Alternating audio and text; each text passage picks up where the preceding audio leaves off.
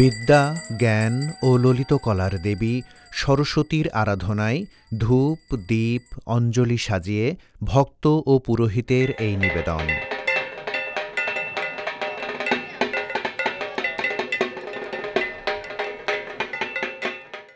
পূজা অর্চনা আর মন্ত্রপাঠের মাধ্যমে দেবীকে বরণ করে নিতেই ঢাকা বিশ্ববিদ্যালয়ের জগন্নাথ হলের এই বিশাল আয়োজন।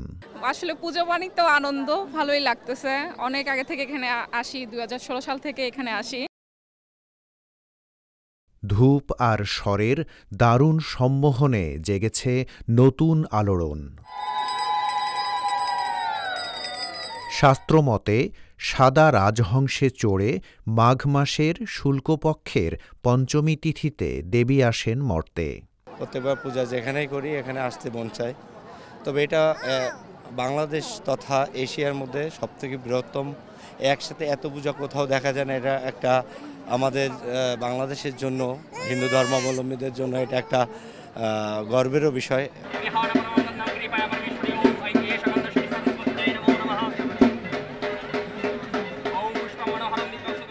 শুভ্র বসনা সরস্বতী দেবীর এক হাতে বেদ, অন্য হাতে বীণা, তাই তার আর এক নাম বীণাপাণি। বেদ আর বীণা হাতে দেবী বিদ্যার বরবিলাতেই ধরায় আসেন। বীণাপাণির ছোঁয়ায় ধরণী হয়ে ওঠে দিব্য ও প্রজ্ঞাময়।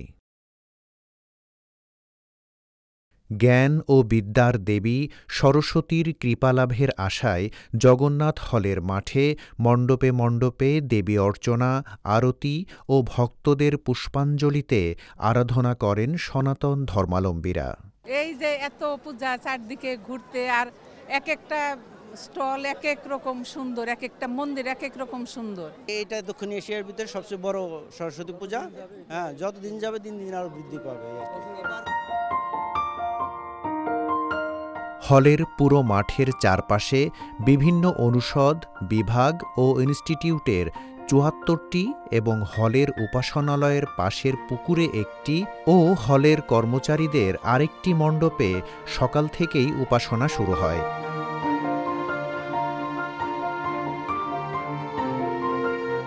বিশ্ববিদ্যালয়ের শিক্ষক, শিক্ষার্থী ছাড়াও ঢাকার বিভিন্ন স্থান থেকে আসা পূর্ণার্থীদের ভিড় ছিল মণ্ডপে মণ্ডপে।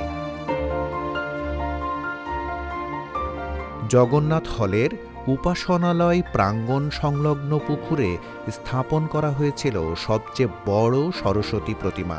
চারুকলা অনুষদের শিক্ষার্থীদের বানানো এই প্রতিমা প্রতি বছর পূর্ণার্থীদের নজর কাড়ে।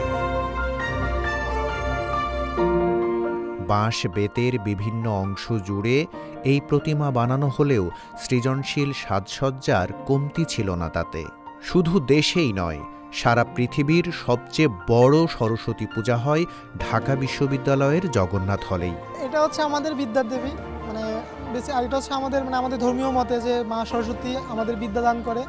আমরা প্রতি বছর হচ্ছে তার এই দিনটা হচ্ছে খুব যারা শিক্ষার্থী তারা মনের গহীন থেকে হচ্ছে তার আরাধনা করি। কেবল সনাতন নন, এদিন অন্যান্য ধর্মাবলম্বীরাও ভিড় করেন জগন্নাথ হলে। বিদ্যার দেবীর আরাধনা রূপ নেয় এক সার্বজনীন মিলন মেলায়। সরস্বতী মূলত বৈদিক দেবী। সারস শব্দের অর্থ জল। অতএব সরস্বতী শব্দের আদি রূপ হল জলবতী, অর্থাৎ নদী।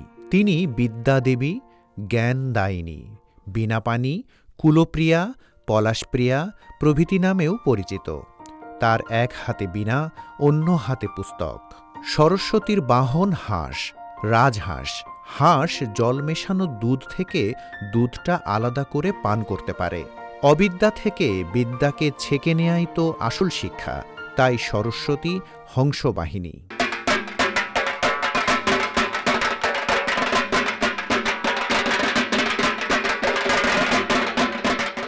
সূর্যাস্তের পর দেবীর আরাধনায় যুক্ত হয় এক নতুন মাত্রা।